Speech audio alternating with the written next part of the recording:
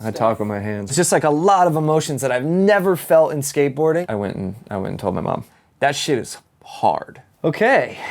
Hi, my name is Justin Eldridge, and I'm gonna be reading your Discord questions. Let's go. Crim's Beef, favorite mode of transportation, canoe or car? Canoe, fuck, duh. This one's from Boiled Denim 10. He asks, if Little Johnny has 5 heirloom tomatoes and 4 fit in a quart container, how many quarts of heirloom tomatoes does Little Johnny have? Well, he has enough to make some ketchup. Make some ketchup out them things. Or you could cut them up and make like a nice little avocado toast with the heirlooms underneath the avocado. That shit works. Okay, next question from Banty. 8 years in the future, your kids show interest in skateboarding and you can show them 3 video parts or 3 videos that you hope will get them hooked on skateboarding. What are you going to show them to make a first impression? That is a good question. I would say that I would show them the Girl in Chocolate video Mouse. That got me basically into skateboarding and is just an amazing video all around with the music and the skating, and I think it stands the test of time, so I think that would be a good one. I would show them Yeah Right, because their dad was in it, and let alone that was just an amazing video altogether. With the cinematography and the skating and the music, that's a great one. And then I might show them Pretty Sweet too, just because, you know, keep it in the family. Once again, just an amazing video with amazing skating and just something that gets me hyped and their dad's in it. So I think that would be like something to like kind of get them going on the whole thing. This one comes from our boy or girl Pesto. Who came up with the name Theory for your shoes? So I came up with the name. One of my favorite, I mean, I would just say they're a musical group, but they're a rap group, Tribe Called Quest. At the time, I was listening to a lot of Tribe Called Quest, and we were trying to think of a name, and I think at that particular moment, I was listening to the Low End Theory. So, yeah. I was like, oh, we could call it The Theory. I thought that was a cool name, and it meant something to me, so called it The Theory. Shout out Tribe Called Quest. This one's from Masuno909. Which chocolate team rider do you wish you could bring back on the squad?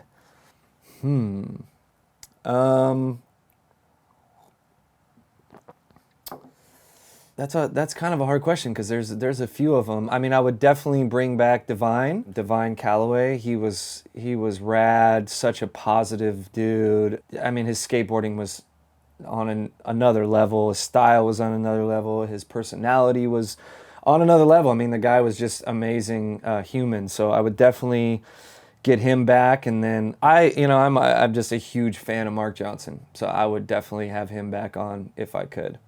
Light Out Louisville, Justin, you seem like a hella positive dude. I'm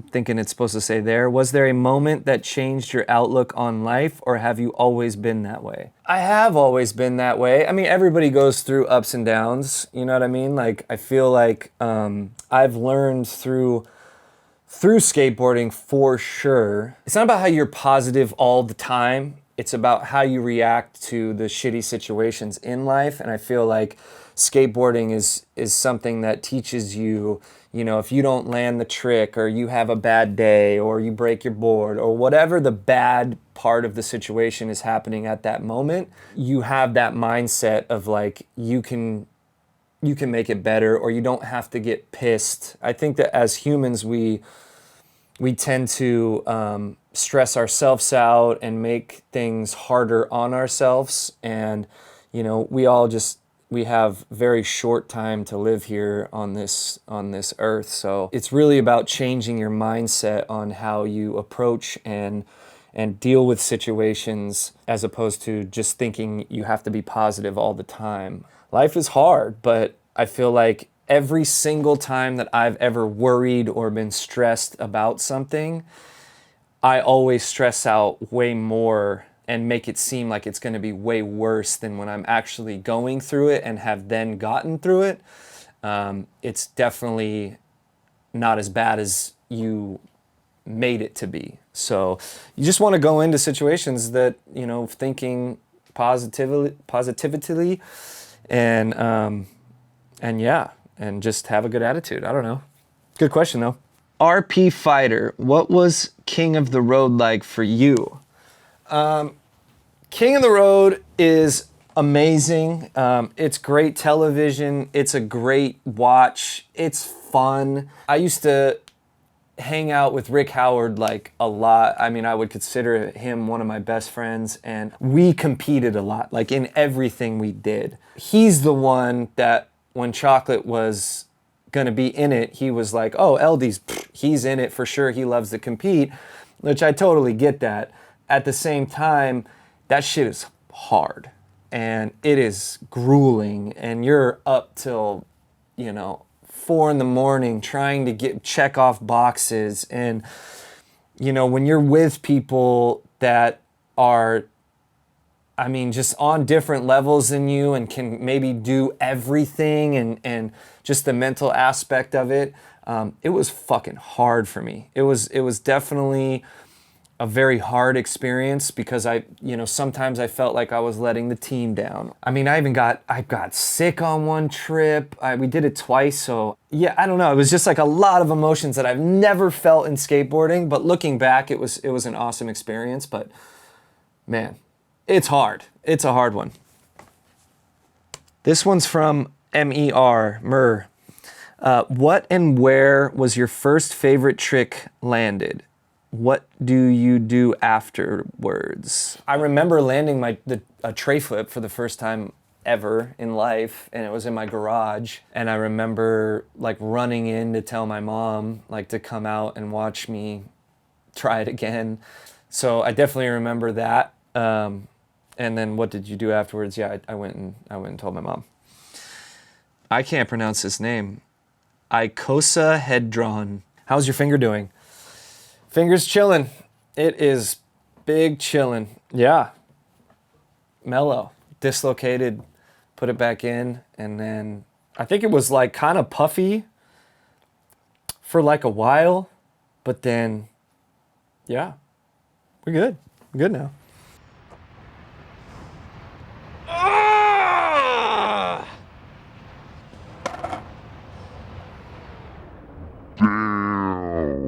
Diesel Mechanic 666. What's the best part of being on the 9 Club? It's not that dope. It's not that fun. No, I'm kidding. I remember calling Chris after I did my episode, the first episode that I was actually on and not on the show, and just telling him how much fun I had and how I wanted to be a part of the show. I've always been happy to be in front of the camera and talking to people, and Chris and I go way back, and everybody on the show, we go way back. So to be able to just laugh and talk about stuff, and then to see the reaction from people watching was super fun. And it was almost like a little high of like, just like, I still to this day after the 9 Clubs, I have trouble going to sleep because it's just like this natural high of just having a lot of fun with your homies and being in front of the camera, and it's just it's really, really fun. I really enjoy it. So, yeah, and I've gotten to meet so many people from it. The high just keeps getting better and better, and it's amazing. Nada, you nada that mean? Asks, best and worst moment as a pro skater. There's tons of bests and there's tons of worse. Getting hurt sucks. I've gotten hurt at very bad times in my career. I got hurt when I was about to have a shoe, and like I was notorious for getting hurt like right when we started a trip. And that is probably one of the worst things ever, because you just feel like everyone's like, why isn't this dude skating? You're not skating the demos. You just, it's really hard. Best moments, there's a lot of them. There's getting your first board, getting your shoe. achieving things from your hard work is very, very fulfilling, and it's amazing. So there's a lot of them. I literally think, like, for the most part, for the best situation is the people that you meet, the places you get to go, and just being able to have fun with your homies and get paid for it. So that's that. That filmer guy, can you tell us about the time while filming the Hot Chocolate Tour where Spike had set the Somerville High Ledge on fire and captured it for the cover? There was a segment in the video of a fireboard. It was a switch backside 5.0 on this little 2-stair ledge or 3-stair ledge. It went off the stairs.